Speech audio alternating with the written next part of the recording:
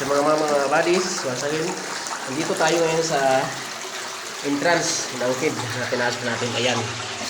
So simula dyan, ito mga buddies, hindi ko pa yan ginamitan ng measuring o ng Japanese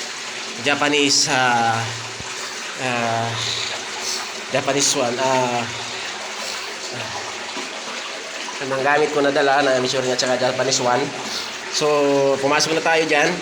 Simula doon, dito ay 5 meters na to. So ibig sabihin, pag pumasok ka ng tunnel ng kuweba, from entrance, pagpasok mo rito ay mayroon ka ng giveaway.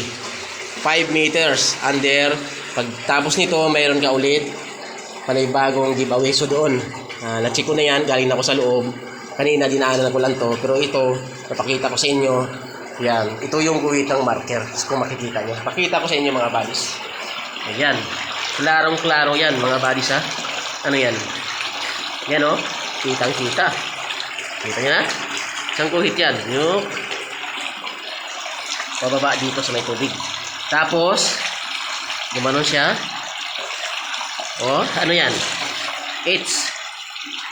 Yan o. Klarong-klaro yan mga buddies. H yan. Yan. Ano dito? Ganon dito. So, ito is ano yan? B. B yan. Diba? Ito is C. Yan. Letter C. Z. Zebra.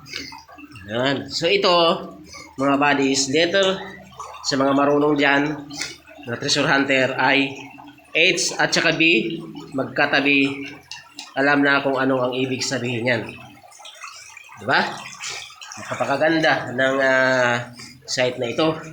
So wala pang nakagalaw dito. Yan. Entering yan. Entering to. Anong sabi ko nga? Pagdating sa 5 meters ay mayroon tayong giveaway.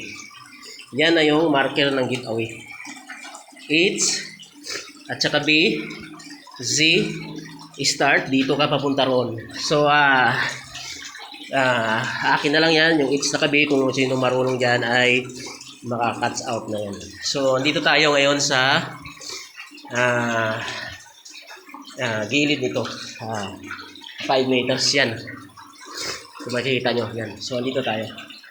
So, ngayon, kumpas natin kung nasaan yung deposit niya ng giveaway.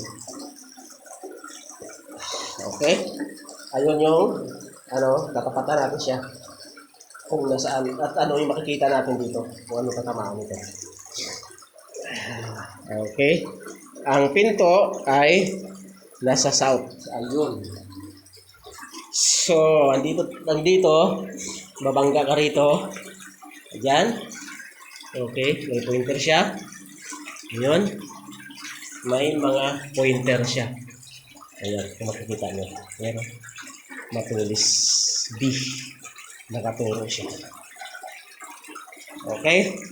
So, ito, nabangga tayo dito. May entering siya dito.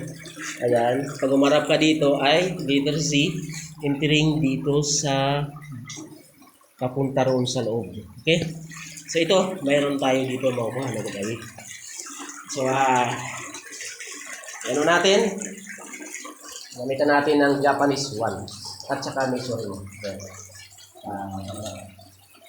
Measuring natin kung tama yung tinatamaan natin ng kumpas at sa pag-bring up natin dito sa marker.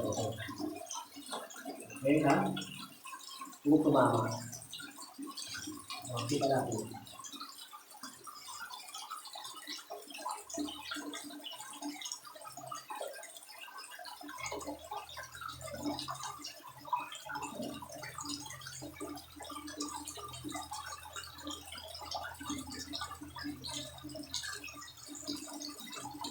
So, nakita na natin mga buddies. Gamitan natin ng Japanese one.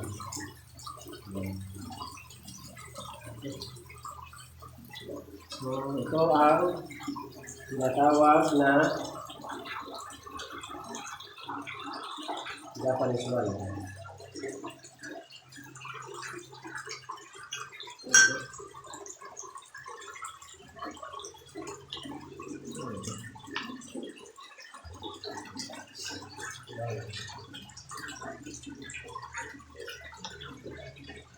So, ito ang Japanese wall. So, gamitan natin ito.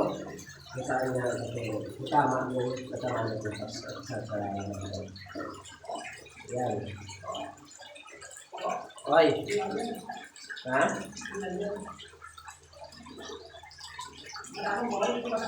Hindi. Tuhod lang. Hindi, taga tuhod. Hindi. Tuhod lang. Tuhod. Yan. So, ngayon natin. Kita natin yan. So, kung mapansin nyo kung saan yung paano yan.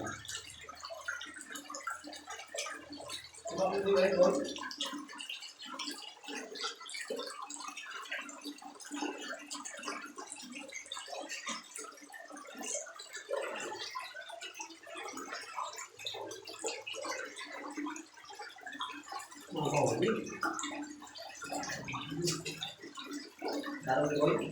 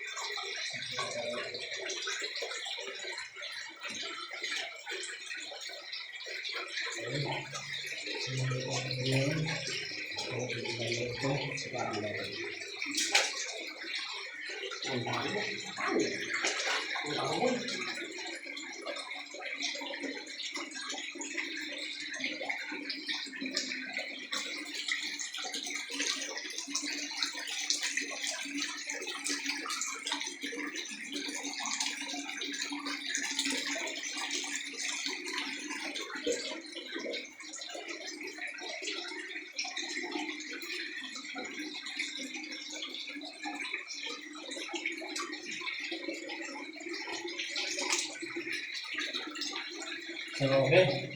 Yung ating dimension niya. Ayos, mga buddies. So, nakita natin kung ano yung dimension niya. Ayan. Ayan. Ayan ang marker niya, mga buddies. Yan. Napakalinaw. Ayan o. Linaw na malinaw talaga ang marker niya. Ano ba yan, mga buddies? Letter H. H yan. Then, letter C. Yan. C yan. N, B. Yan. B, yan. So, alam niyo na yun mga buddies kung sino man marunong dyan. Hindi ko na i-mention yan, pero alam niyo na yan ang mga marunong dyan sa treasure ang ibig kong sabihin. So, what means? Nga, sabi ko, pumasok ka ng Cueva entering 5 meters, mayroon tayo makukuha dyan. So, ito na yung sinasabi ko sa inyo. Ayan, yung marker na yan. Tapos dito yan ay entrance doon, papasok na sa loob. So, ito yung unang makukuha natin na giveaway. So, makatulong lang sa inyo, mga tip lang sa inyo sa mga hindi pa marunong dyan sa iba. So, yan lang yung tip ko para sa inyo. So, again, kung bago pala sa YouTube channel ko, balikan natin yung area na to. Magkumpleto na tayo ng gamit sa mga ilaw para nakasama na natin yung buong grupo. So, nauna lang ako dito kasi i-remap natin itong area na to. So, yan. Napakaganda itong kuweba na ito. Yan. So, napakaganda. Malinaw na malinaw yan mga buddies. Yan. Na marker na yan. D. Yan. D yan. Magkatabi ng H. So, sa mga buddies, kung bago ka lang sa YouTube channel ko, mag-subscribe ka na dyan para ma-update ka sa mga susunod na video. Banchay mga buddies. Team pa na itong area ng Visayas or Iloilo.